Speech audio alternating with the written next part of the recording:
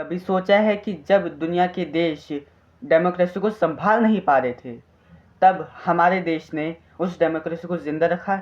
यहाँ तक कि समय के साथ साथ उस डेमोक्रेसी को मजबूत बनाते गए। 1989 में चाइना में एक प्रोटेस्ट होता है जिसमें लोग लोकतंत्र की मांग कर रहे थे, लेकिन वहाँ की सरकार ने उनकी ना सुनते हुए उनके ऊपर टैंक चला दिए और उनकी मांग को दबा दिया गया। पाकिस्तान में 1977 में वहाँ की मिलिट्री ने इलेक्टेड गवर्नमेंट को हटाकर पावर को अपने हाथ में ले लिया। ये दिखाता है कि पाकिस्तान में डेमोक्रेसी एक फ्रेजाइल आइडिया है। म्यांमार में 2020 में जब इलेक्शन हुए, उसके 2021 में मिलिट्री ने अपनी पावर को अपने हाथ में ले लिया और ना सिर्फ यही किया, 5000 लोगों तक को मार दिया गया क्योंकि वो प्रोटेस्ट कर रहे थे कि पावर को अपना हाथ में लेना इलीगल है। यहाँ तक कि ईरान और इराक में जहाँ पर इलेक्टेड पार्लियामेंट होनी चाहिए, इलेक्टेड गवर्नमेंट होनी चाहिए, उसको हटाकर मिलिट्री ने अपने हाथों में पावर ले ली है, जिसकी वजह से हमें उन जगहों पर, ईरान और इराक पर तनाव महसूस होता है, तनाव देखने को मिलता है। और यहाँ तक कि इससे अलग अगर बात करें मेरे भारत की, तो ये पूरा केस ही अलग है। हमारे देश में इतने सालों तक डेमोक्रेसी को ज़िंदा रखा गया, ना सिर्फ ज़िंदा रखा गया, डेमोक्रेसी को स्ट्रेंथन भी किया गया। इतने सारे रिलीजन्स, इतनी सारी भाषाएं और इतने सारे कल्चरल डाइवर्सिटी को मद्देनज़र रखते हुए, साइड में रखते हुए, हमारे यहाँ पर 5 साल बाद लोग लाइन में लगते हैं और इलेक्शन में वोट देते हैं। शांति से पावर ट्रांसफ़र होता है, ना कोई मिलिट्री, ना कोई डिक्टेटरशिप, सिर्फ एक टूल ईवीएम, जिससे इलेक्शन कंडक्ट होता है। इनफैक्ट ये हमारे लिए भी सिंपल नहीं था, लेकिन हमने कर दिखाया। Hello everybody, this is Aryan और स्वागत है मेरे इस आज के वीडियो में। ये वीडियो आप पूरी देखना क्योंकि ये video helps to proud on your Indian democracy. जब वेस्ट वर्ल्ड में डेमोक्रेसी का डी तक नहीं था, तब हमारे देश में अपने अपने तरीके से डेमोक्रेसी को लोग अपना चुके थे। यहाँ तक कि ऋग्वेद के काल में भी, जब ऋग्वेद हुआ करता था, तब ऋग्वेद में ऐसा मेंशन है कि सभा और समिति जैसे ग्रुप्स के बारे में डिस्क्राइब किया गया है, जिसमें बहुत सारे लोग रहा करते थे और एक राजा रहा करता था, जिसमें राजा इन ग्रुप्स से चर्चा करता था, जिसकी वजह से वो निर्णय लेता था, फैसले लेता था। राजा कभी भी अकेले फैसले नहीं ले सकता था, ऐसा हुआ करता था, ऋग्वेद में ऐसा मेंशन। फिर आते हैं चोला डायनेस्टी। चोला डायनेस्टी में क्या कि साउथ इंडिया में उत्तरामैनूर नाम का एक गांव था, जहां पर ऐसे इलेक्टोरल प्रोसेस की वजह के यूज़ करते हुए एक ऐसी ग्रुप्स बनाए जाते थे जिसमें राजा उनसे डिस्कस करके निर्णय लेता था। वो भी ये सब प्रोसेस एक उदाउलाई नाम के एक प्रोसेस की वजह से हुआ करती थी। इस प्रोसेस में एक 35 इयर्स की एज लिमिट हुआ करती थी और कैंडिडेट्स के पास एक कुछ ना कुछ प्रॉपर्टी होना चाहिए, फिक्स्ड प्रॉपर्टी, जो वो क्या कहते हैं आगे जाके दिखा सके। इवन जब आप देखोगे तो ट्राइबल एरियाज़ में भी काउंसिल्स हुआ करती थी, इलेक्टेड काउंसिल्स, जो कि अपने फैसले खुद लिया करती थी। तो आप अभी तक ये तो समझ गए होंगे कि डेमोक्रेसी बाहर से लाया हुआ आइडिया नहीं है, ये हमारी खुद की विरासत है। 1950 का वो दौर था जहाँ पर भारत को, उसकी डेमोक्रेसी को, हमारी डेमोक्रेसी को एक पहचान मिली जब हमारा संविधान इम्प्लीमेंट किया गया पूरे देश में। यहाँ तक कि बी आर अम्बेडकर ने पार्लियामेंट में ऐसा बोला था कि मैं ड्राफ्टिंग कमेटी के द्वारा निर्धारित की गई संविधान का ड्राफ्ट कच्चा चिट्ठा प्रस्तुत करता हूँ। ऐसे करके उन्होंने जब प्रस्तुत किया तो वो संविधान को सही माना गया और वो लागू हुआ 26 जनवरी 1950। यहाँ तक कि जब हमारे देश 1950 के दौर में गरीबी, अशिक्षा और बंटवारे के दर्द से गुजर रहा था, तब हमारे संविधान ने हर एक अडल्ट जो कि 18 से ज़्यादा उम्र का होना चाहिए उसको वोटिंग राइट दिया, जिसकी वजह से वो अपना नेता चुन सकता है। जवाहरलाल नेहरू के समय में लोगों ने लोकतंत्र पर भरोसा दिखाया और आज तक लोग भरोसा करते हैं लोकतंत्र के ऊपर। In fact in the elections of 1951 to 1952 173 million voters are involved to make elections successful. These are the first elections of our nation. हमारे इस प्यारे से संविधान को बनाने में सिर्फ एक इंसान को मेहनत नहीं करनी पड़ी, बहुत सारे लोगों की सफलता हुई जब हमारा ये प्यारा सा संविधान लागू हुआ और लोगों को इसके नियम पसंद आए। इनमें से एक इंसान थे डॉक्टर B.R. अम्बेडकर, जो कि खुद बचपन से ही प्रताड़ित होते हुए आए और उनकी वजह से हमारे कॉन्स्टिट्यूशन में एक आर्टिकल हुआ 326, जिसमें कि ये बताया जा रहा है कि हर एक इंसान को इक्वलिटी मिलेगी और उसे वोटिंग राइट इक्वल है, हर किसी के वोट को इक्वल माना जाए, जिस वजह से हमारे देश में दलित और महिलाओं को भी वोटिंग का अधिकार मिला, जो कि वेस्टर्न कंट्रीज़ में भी नहीं था। और इसी डिसीजन को लोगों ने तहे दिल से अपनाया, जिसकी वजह से आज हमारे देश का लोकतंत्र इसी नींव पर टिका हुआ है, इलेक्शन की नींव पर। तो चलो आज समझते हैं कि हमारा सिस्टम इतनी मजबूती से टिका हुआ है कि आज तक कोई उसे हिला भी नहीं पाया। एक मजबूत डेमोक्रेटिक सिस्टम तभी मजबूत रह पाता है जब उसके पास एक मजबूत बेस हो। तो चलो आज अब हम समझते हैं। हमारे देश ने भी इस हमारे सिस्टम को बहुत ही ध्यान से बनाया है।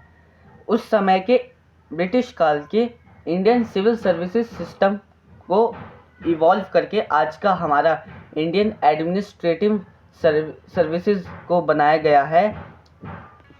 और Indian administrative services merit based है और लोगों के भले के लिए काम करता है। यहाँ तक कि हाई कोर्ट और सुप्रीम कोर्ट ने ये ऐसा डिसीज़न दिया जो कि था TSR सुब्रमण्यम डिसीज़न, जिसमें उन्होंने ऐसा इंश्योर किया कि ये जो हमारे सिविल सर्वेंट्स हैं इनको पॉलिटिशियंस के नॉन ऑफिशियल ऑर्डर्स को नहीं मानना है और इनका काम पॉलिटिकल प्रेशर से ऊपर होगा। हमारा दूसरा इंस्टीट्यूशन है इलेक्शन कमीशन ऑफ इंडिया। ये हमारे आर्टिकल 324 के अंदर काम करता है, फ्री एंड फेयर इलेक्शन करवाता है और ये आज हमारे 64 करोड़ से भी ज़्यादा वोटर्स का डेटा हैंडल करता है। ये इलेक्शन कमीशन ऑफ इंडिया हमारे देश में इलेक्शन को सुपरवाइज करता है, इलेक्शन प्रोसेस को ऑब्जर्व करता है और ऑब्जर्वर्स भेजता है, वोटर लिस्ट को अपडेटेड रखता है, जिसकी वजह से हमारे देश में हर साल बहुत सारे बच्चे 18 साल के हो जाते हैं, तो वोटर लिस्ट को अपडेटेड रखना होता है और ये ट्रांसपेरेंसी को मेंटेन रखता है, कोई भी घपलेबाजी नहीं होने की। और यहाँ पर एक और बॉडी है जो कि है सुप्रीम कोर्ट। सुप्रीम कोर्ट जो है वो हमारी सरकार के ऊपर नज़र रखती है कि कोई गलत काम तो नहीं हो रहा, सब कुछ सही से चल रहा है कि नहीं। ये सुप्रीम कोर्ट हमारे कॉन्स्टिट्यूशन के आर्टिकल 50 के अंदर आते हैं। और इधर मीडिया का भी एक इम्पॉर्टेंट काम होता है डेमोक्रेसी को ज़िंदा रखने में। सोचा कि उनको भी याद दिला दूं कि वो भी होते हैं। बिना किसी डर के सवाल उठाएं, सरकार से सवाल करें। ये चारों के चारों इंस्टीट्यूशन हमारे लोकतंत्र के चारों स्तंभ हैं। देखो, भारत की डेमोक्रेसी का इम्पोर्टेंस तब बनता है जब सोसाइटी में जो सबसे किनारे पे खड़े लोग हैं, जो बूढ़े लोग हैं, वो भी जब आवाज़ उठाने लगते हैं और सरकार को उनकी बात मानकर उनके हर सवाल का जवाब देना ही पड़ता है, तब हमारी डेमोक्रेसी और ज़्यादा स्ट्रेंथन होती है। द्रौपदी मुर्मू हमारे देश की दूसरी महिला राष्ट्रपति, जो कि उड़ीसा के संथाल कम्युनिटी से आती हैं, और इनकी कहानी एक ऐसी कहानी है कि गांव में बैठी एक छोटी सी लड़की जो कि ऐसा सोचती है कि क्या मैं बड़े होकर कुछ कर सकती हूँ, ये उनके लिए प्रेरणा है। हमारी राष्ट्रपति की ये कहानी प्रेरणा बनी रश्मि बिरहोर नाम की एक लड़की के लिए, जो कि अपने ट्राइबल कम्युनिटी की पहली ग्रेजुएट बनी, और यही होती है सही प्रेरणा। ये होता है असली बदलाव।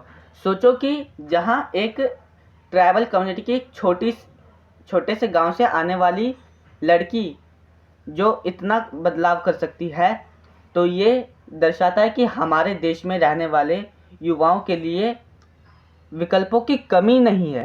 हमारे देश के former president APJ Abdul Kalam, जो कि तमिलनाडु के रामेश्वरम से आए थे, और उन्होंने हमारे देश को प्रेसिडेंट के रूप में अपना कंट्रीब्यूशन दिया।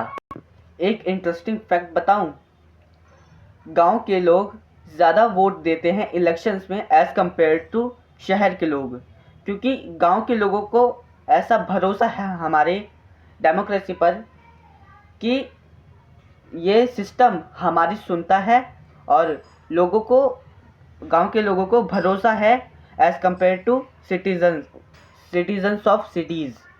और यहाँ तक कि हमारा इंडिया, जहाँ पर बहुत सारी जाति, धर्म और ट्राइबल कम्युनिटीज़ भी हैं, और यहाँ पर 22 भाषाएं बोली जाती हैं। अगर यहाँ पर डेमोक्रेसी नहीं होता तो कब का सब कुछ टूट गया होता। 150 करोड़ की जनता के बीच में हमने अपनी डाइवर्सिटी को, हमने अपनी भिन्नता को अपनी ताकत बना ली। यहाँ तक कि 1956 में जब स्टेट रीऑर्गेनाइजेशन एक्ट आया, तब हमारे देश को भाषा के अनुरूप डिवाइड कर दिया गया स्टेट्स के अंदर।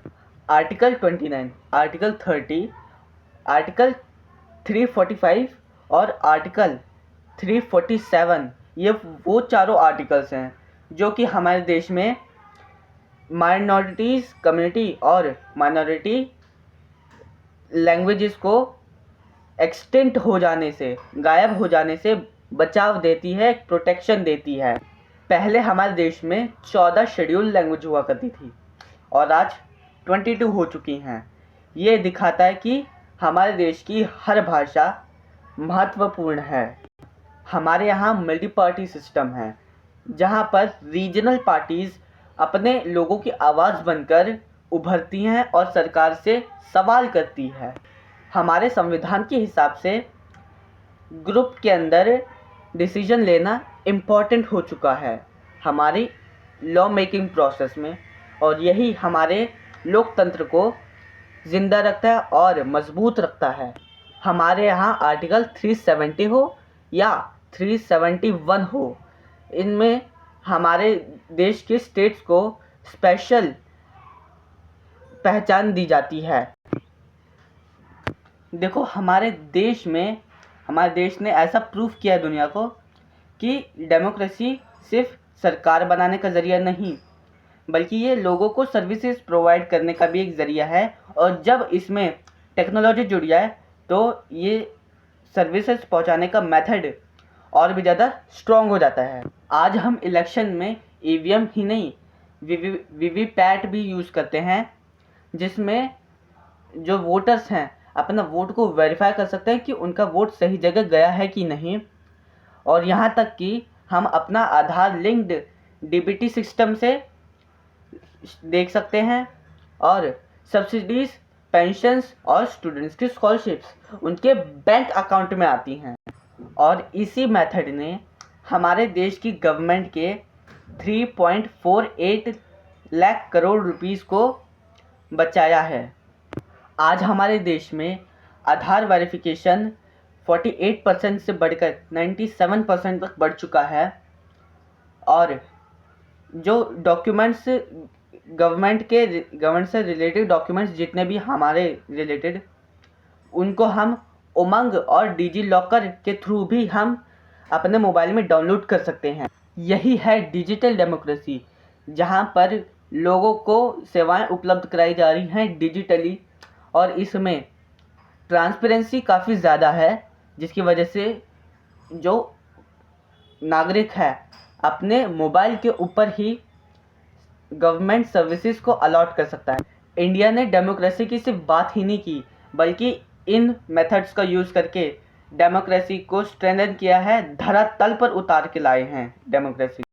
हमारी ये जो डेमोक्रेसी आज आपको अच्छी तरह से सही सलामत दिखती है, इस डेमोक्रेसी के सामने बहुत सारे ऐसे चैलेंजेस आए थे, जिसकी वजह से हमें ऐसा लगा था कि सब कुछ टूट जाएगा। 1975 में इंडिया में इमरजेंसी लगी, जिसमें मीडिया की आवाज़ को दबा दिया गया, 1 लाख लोगों को जेल में डाल दिया गया और लोगों के फंडामेंटल राइट्स को छीन लिया गया। तब भी कुछ ऐसे लोग, बहादुर लोग खड़े थे, उनको विश्वास था भारत की डेमोक्रेसी पर। जस्टिस हंसराज शर्मा ने भी कहा कि फंडामेंटल राइट्स को कभी भी सस्पेंड नहीं किया जा सकता, ना इमरजेंसी के समय पर और ना जब इमरजेंसी हो तब भी। पहले लोग ये सोचते थे कि डेमोक्रेसी वेस्टर्न कॉन्सेप्ट है, लेकिन हमारे डेमोक्रेसी ने लोगों की सोच बदल दी और आज ऐसा समय है कि हमारी कॉपी कर रहे हैं वेस्टर्न कंट्रीज़। हमारे देश में जो ईवीएम्स यूज़ होते हैं इलेक्शंस में, उसी मेथड को बहुत सारे देश कॉपी कर रहे हैं, जिससे उनका जो इलेक्शन प्रोसेस है वो इजी हो सके और अच्छे तरीके से काम कर सके। यहाँ तक कि 2023 में जो G20 हुआ था, उसके अंदर हमारे देश ने एक बहुत अच्छी लीडरशिप निभाई और 25 देशों को लीडरशिप के थ्रू लीडर किया, और अफ्रीकन यूनियन को इस पॉलिटिक्स में जोड़कर हमारे देश ने पॉलिटिक्स को बैलेंस किया। और सिर्फ इतना ही नहीं, हमारे देश ने यूपीआई और आधार जैसे मेथड्स वेस्टर्न कंट्रीज़ और बाकी देशों को भी बताए, जिससे उनकी शासन प्रणाली में सुधार आ सके। ये सब कुछ दर्शाता है कि ये हमारा देश एक पावरफुल डेमोक्रेसी है विथ इफेक्टिव सिस्टम। आज की वीडियो मैं यहीं पर समाप्त करता हूँ। अगर आपने इस पूरी वीडियो को आखिर तक देखा है, तो मैं आपसे यही बोलना चाहूँगा कि आप गर्व करो, हमारे देश में ऐसी स्ट्रॉन्ग डेमोक्रेसी है जो बाकी देश संभाल नहीं पाते हैं। धन्यवाद।